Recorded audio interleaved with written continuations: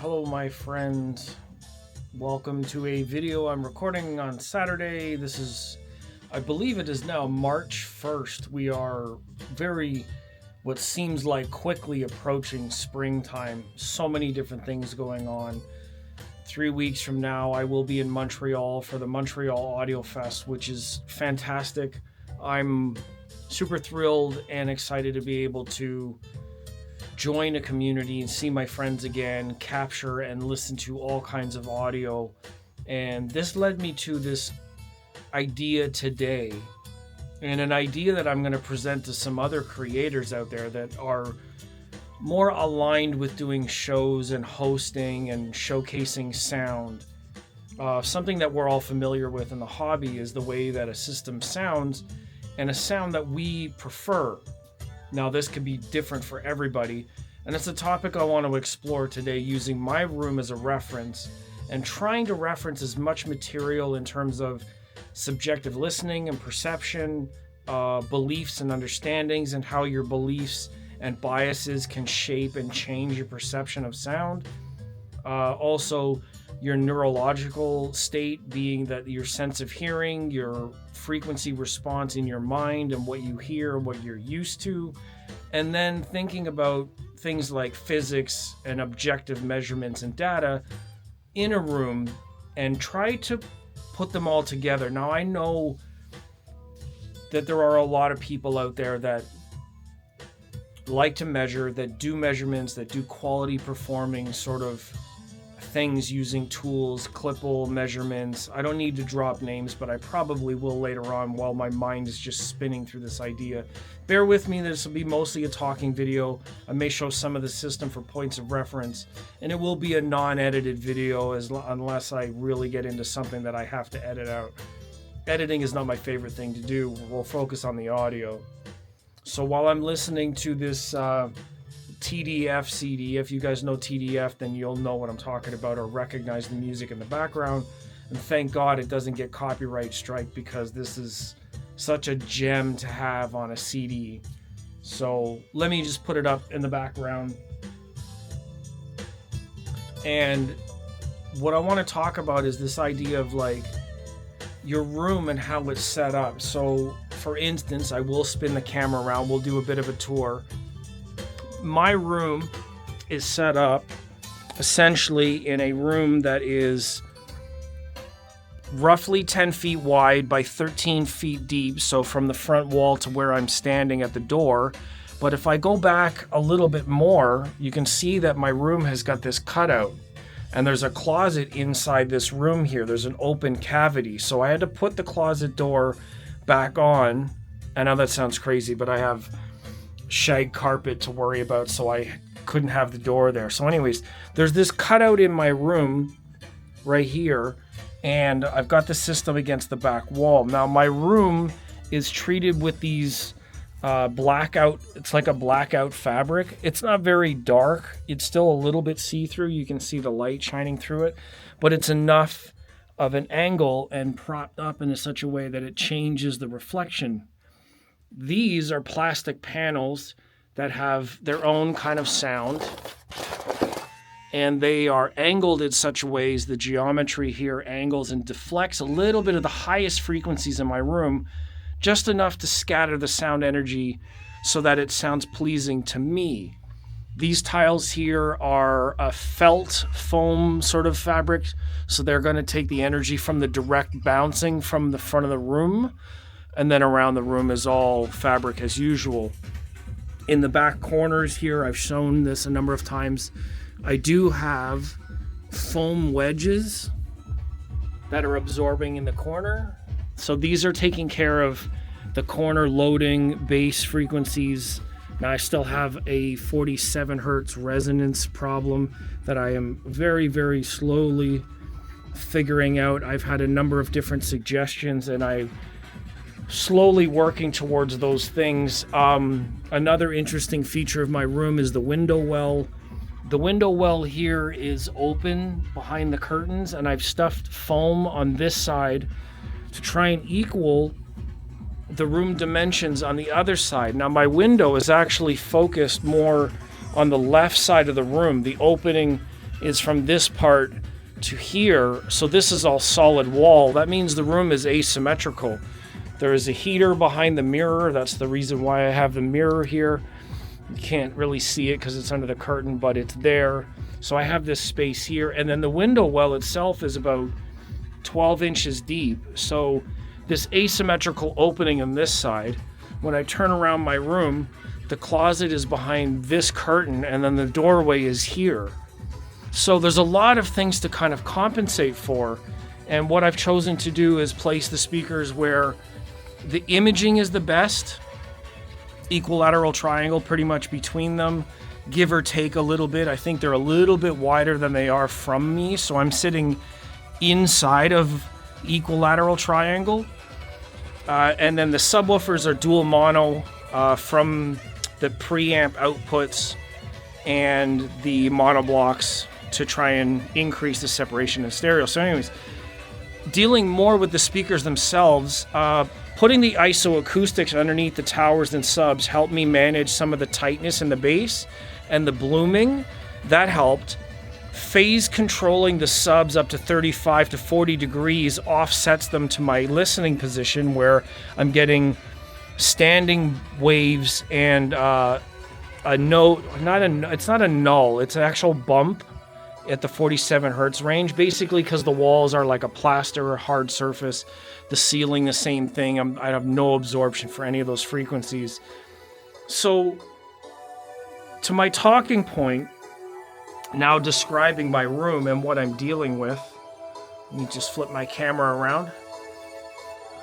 Let's try to flip my camera around. There we are.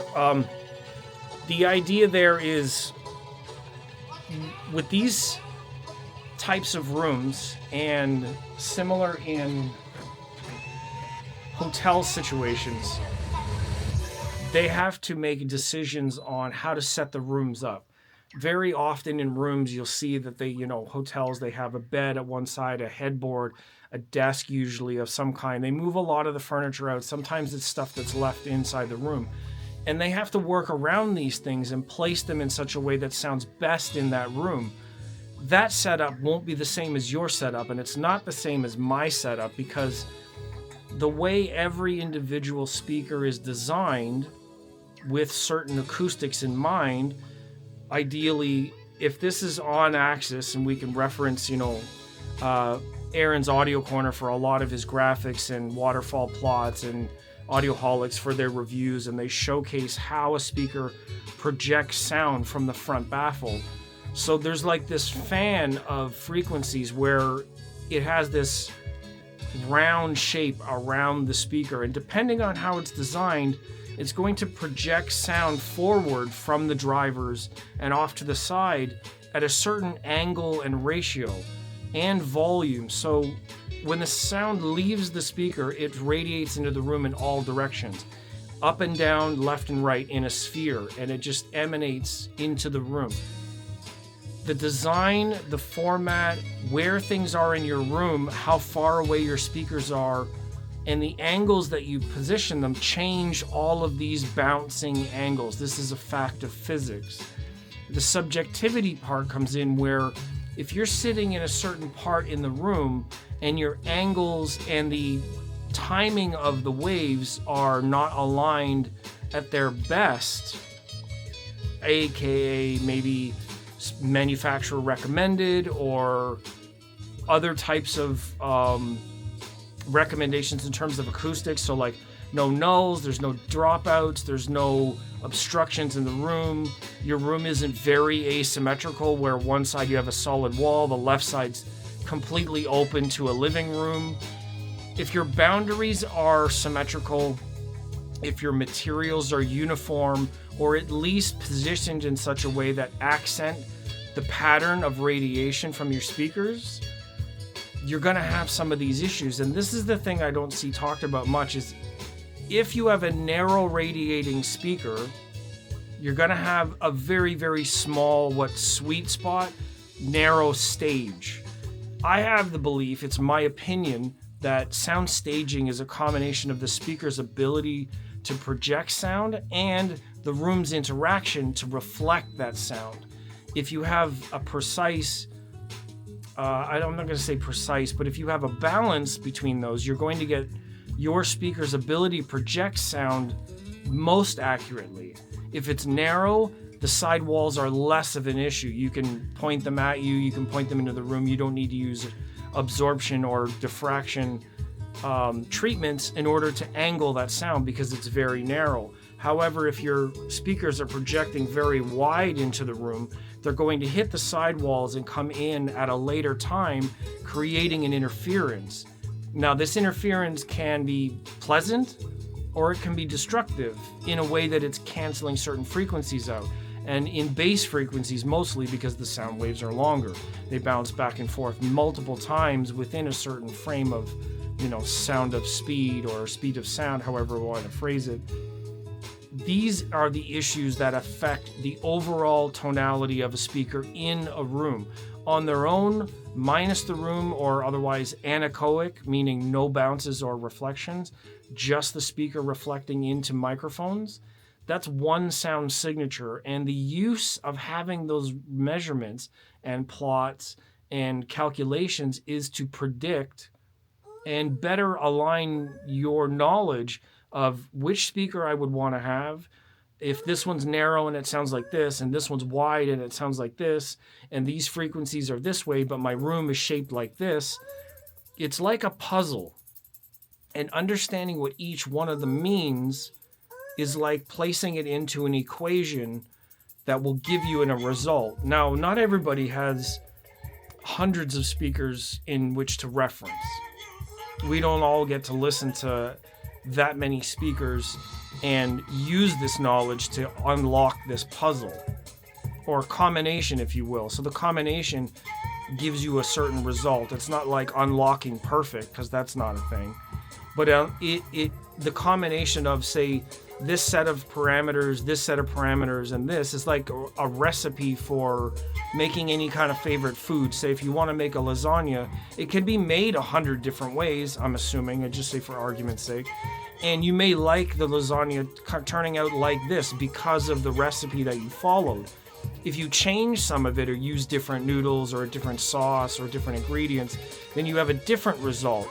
It's still lasagna, like it's still a song that you know, but how it's set up is going to change the way that it tastes, or in our case with audio, it's going to change the way it sounds. For many people, and the idea of using standardized tests and objective measurements is to take the human side or the subjective side or the my preference side out of the equation. That's the base layer. So one would be the music or input, the signal going out. It hits the speaker as a lens, essentially a filter that adds the speaker's sound, because no speaker is completely flat. They all will project a certain sound, even without the room. How it's projecting into the room and what frequencies it's angling where is an indication of how to treat the room or where to put them in your room. When you move them around, the angles all change, the timing changes. This is how that relates to one another. You take the chart, the dispersion pattern, the recommendations from manufacturers for angling and positioning, and if you're the distance away, the angles of them changes the frequency response, but also the reflection response. These are all, like, Aaron does a great job at showcasing both of these types of data as what they're supposed to be for.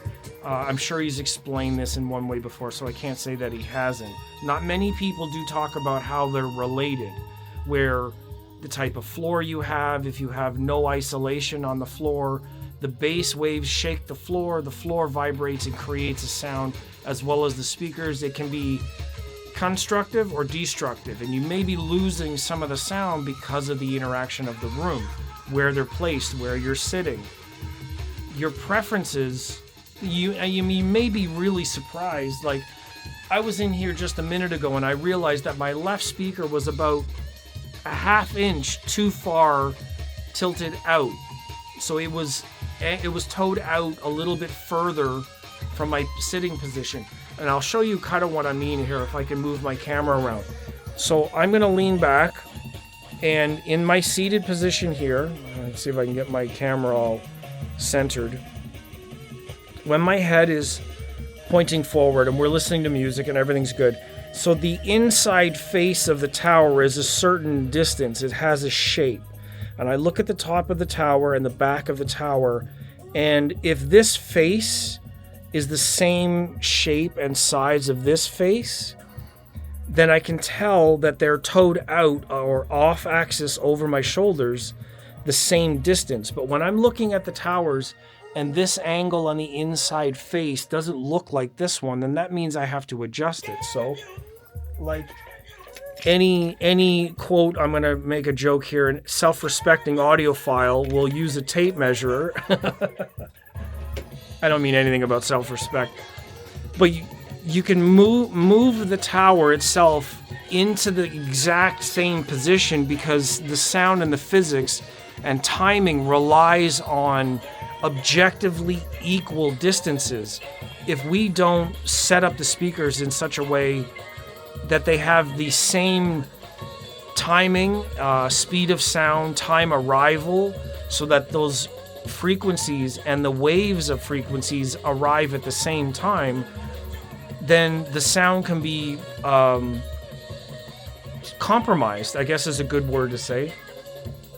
When we have compromised sound, it's not going to sound as clean. It can result in lower fidelity, the high frequencies being affected. In bass waves, it means that the bass is bouncing off walls and interfering with itself. And at your seated position, you're not going to get the right results.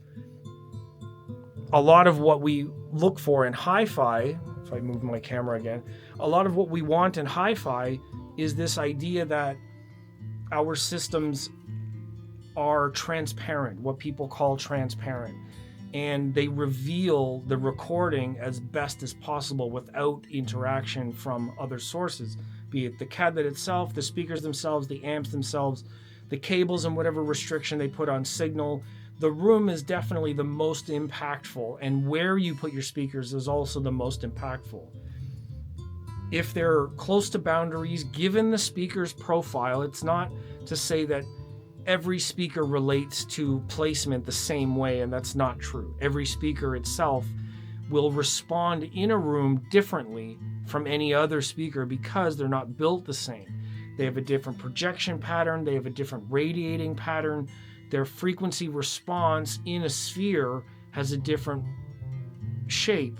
The shape relates to how much volume is being projected, so when it hits your room boundaries and coalesces, there's another big word for me today, when it recombines in the room and where you're sitting, the frequency response is going to change based on its position, your position in the room, and how the speaker's character is measured.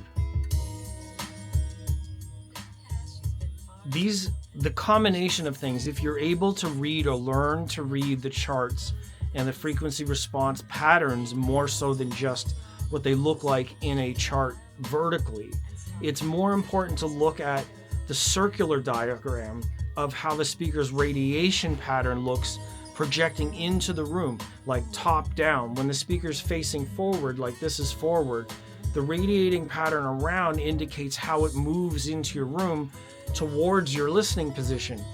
How it reflects and interacts with the room going forward that way indicates to you how and where to maybe put treatments, position yourself, angle the speakers toe in or out, as well as manufacturer suggestions and other types of information. So this idea of, I don't know what I'm going to title this video yet, or what the thumbnail is going to be. So however you got here, thank you. And I want to, we'll save that for the end. So in this video, I wanted to talk about it a little bit because it's an issue with every room, with every speaker, with every listener, unless of course you're the kind that doesn't listen for the highest fidelity. Now, K-Pace Guy just posted a video recently where a friend bought the KEF R11s and found that they didn't sound as big as Definitive Technology. Well, there's a really good reason for that, because if you look at the radiating pattern of the KEF R11s versus the Definitive Technology bipolar speakers, Bipolar speakers literally have drivers on both sides of the tower, and if they're towed in or out one way or the other, the front drivers hit you first, and the rear drivers are going to hit you at a later time, creating natural space because there's a time difference between the front and back rear radiating sounds. This happens in only like front-facing drivers. However, it has to wrap around the tower, hit the wall, and then come back again. The timing is going to be different. So it was interesting to hear that he didn't like this sound, this friend of K-Pace guy, and he said that, well, I wanted it to sound bigger. And that's definitely what Definitive Technology would give you, because it has not twice the number of drivers, but twice the surfaces of radiation. So they're pointing forwards and backwards, radiating off the walls. If you have no treatments and you allow these frequencies to echo off everything, off the ceiling and floor, you're getting a lot more of the room, and your neurological state of hearing between your left and right ear and a certain sound and another sound, the timing differences, I believe you're able to hear up to a quarter of a wavelength difference, even into the highest bandwidths.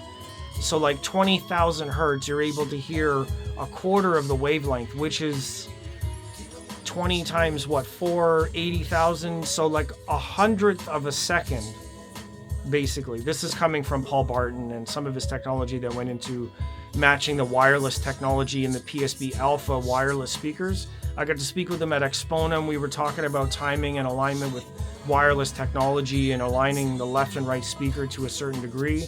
Now, I don't know if I have the timing right. It's probably listed in literature exactly what our ears are able to resolve in terms of timing, but it's very high. We're accustomed to timing with sounds because of locations.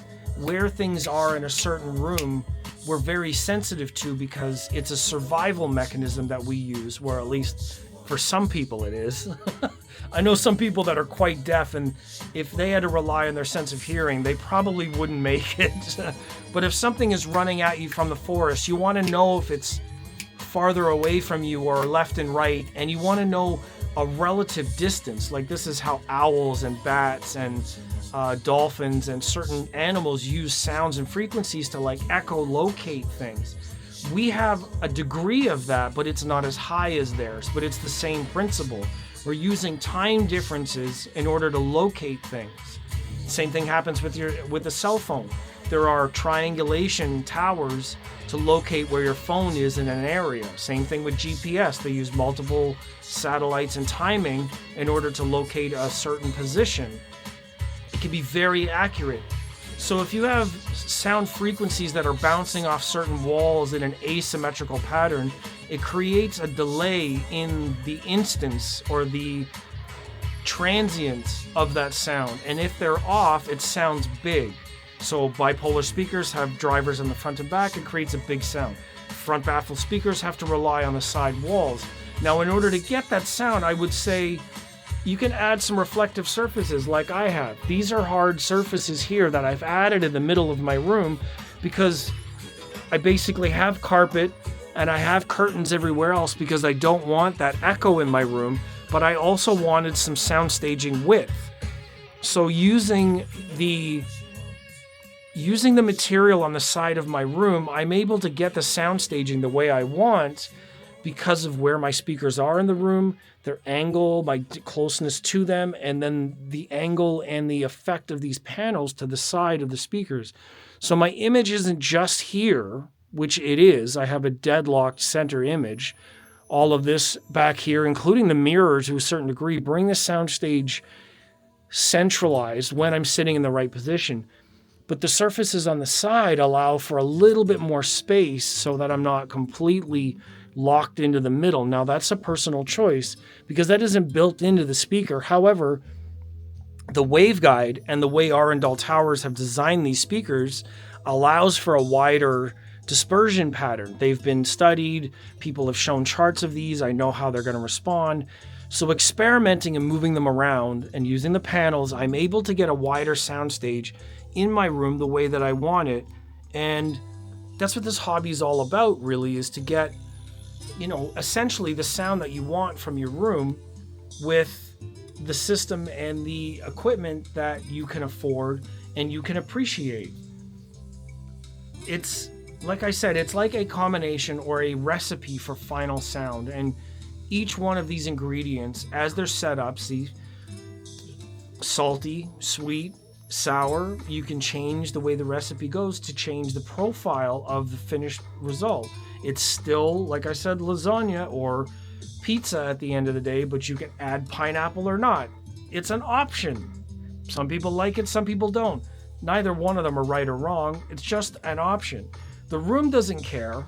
The physics of audio and acoustics doesn't care what you do. They don't care where you sit. If you want bass here, then the physics is going to tell you put your speakers in a certain spot, move the subs over here, change the timing. You can't break or bend too much of the laws of physics. You literally have to bend and accept these things yourself in order to get the results that you really, really want from your room. Hotels and setups, the same thing. When they're showcasing rooms, they do their best to tune the room based on what they're allowed. Whether it's isoacoustics, or whether it's DSP controlled with some of the electronic speakers, or if it's room treatments, positioning the seats, how many seats there are. These are all factors that show reps, brands, I don't know how I got sort of stumbled on my words there, but the folks that are putting on audio shows for us to listen to in room, if it's a hotel room, then it somewhat represents rooms. Like my room is not much bigger than a hotel room. It's actually much smaller. So setting up rooms like that is an indicator and a way to showcase how to set up stuff at home using the ingredients that we're given. If you want to isolate, if you want to treat the room, if you want to use deflection, diffraction, absorption, a mix of both. Where to put it is based on sort of what you want and what your speakers are doing. I think all of these factors are really important. And I hope that what I'm saying and how I'm displaying them using metaphors really translates, because I think playing with your system at home rather than investing in new upgrades and constantly buying new things, unless it's room treatments, maybe you can get even more percentage of performance out of your system without buying anything new and just moving things around, moving yourself around, changing the alignment of both how we think and feel, what we believe, and what our speakers are capable of doing. Move them and try something. Shift this thing around, shift that thing around, change the angles, move the position a little bit. Think about treatments in the room or reflective surfaces in the room and change a couple of those things and see if the profile of your system changes to something that you really like and something that you can appreciate even more. I definitely recommend it. I think that's my top tip for anybody in audio. It doesn't matter if you're new or seasoned. If you haven't done it yet, think about treatments, think about the surfaces in your room, and think about changing some of them in order to align with that flavor that you really love. I mean, imagine visiting your favorite place, which is generally home in my case, and something changes, but you're not sure what, but the result is even better. Now imagine you're doing that on purpose and you're pushing the results to an even higher level of performance that you really, really love. Like, come on. I think that's worth it. So, on this outro music, thank you to TDF, and if anybody knows what TDF is, the band, the guitarist that's been featured in some of these songs, write it in the comments. Let everybody know who the guitarist is in this album, and I'll show the CD cover in another video. But thank you for joining me and watching for this half an hour long video of me talking to the camera with 0 edits, because I think I've done pretty good. And I'll see you in the next one. Obviously, I'll be here. If you'll come back, I'll see you in the next one. I'm not really sure what my next topic's going to be. Everything kind of comes to me on a whim. I think if something's a good idea, I sit down, I get ready, I set up the system, and we just start rolling. That's how it is. Just raw and ready, off the top of the head. Anyhow, that's enough for me. I've chatted enough. I'm going to have a drink and listen to this tune, and I'll get back to you soon. I'll see you in the future.